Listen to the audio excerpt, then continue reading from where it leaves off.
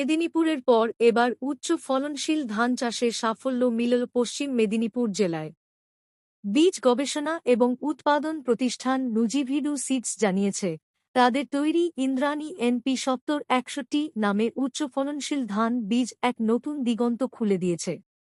ধান চাষের জন্য এই বীজ ব্যবহৃত হলে উৎপাদনে ঘাটতি মিটবে এবং আগামী দিনে পশ্চিমবঙ্গ তার হারিয়ে যাওয়া ঐতিহ্য ফিরে পাবে। এই প্রসঙ্গে পশ্চিম মেদিনীপুরের গোপীবল্লভপুর 2 ভান্ডারডিহা গ্রামে এই ধান বীজের উৎপাদনের সাফল্য নিয়ে এক সঙ্গীতানুষ্ঠানের আয়োজন করা হয়। বিখ্যাত লোকসঙ্গীত শিল্পী অভিজিৎ আচার্য ধান বীজ ইন্দ্রাণীর ফলন দেখে অভিভূত হন এবং ইন্দ্রাণী নিয়ে নতুন গান গেয়ে শোনান। গানের মাধ্যমে সেখানে জমায়েত চাষিদের এই বীজ দিয়ে চাষ করতে উৎসাহিত করে তোলেন।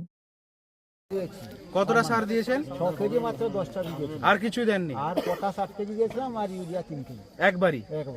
আচ্ছা, এটা কতদিন হয়ে গেছে ধান ফেলা থেকে? আমি 17 তারিখে ধান চারা ফেলেছিলাম। হ্যাঁ। এই মাসের এই 22-23 তারিখে চারা।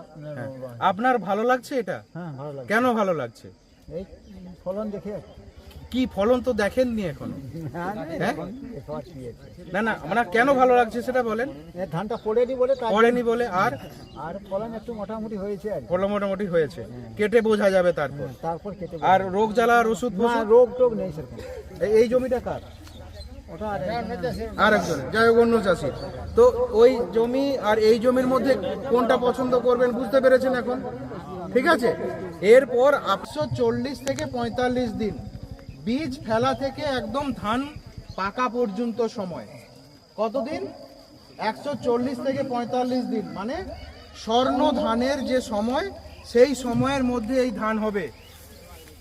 তো পাশে দেখছেন এটা স্বর্ণ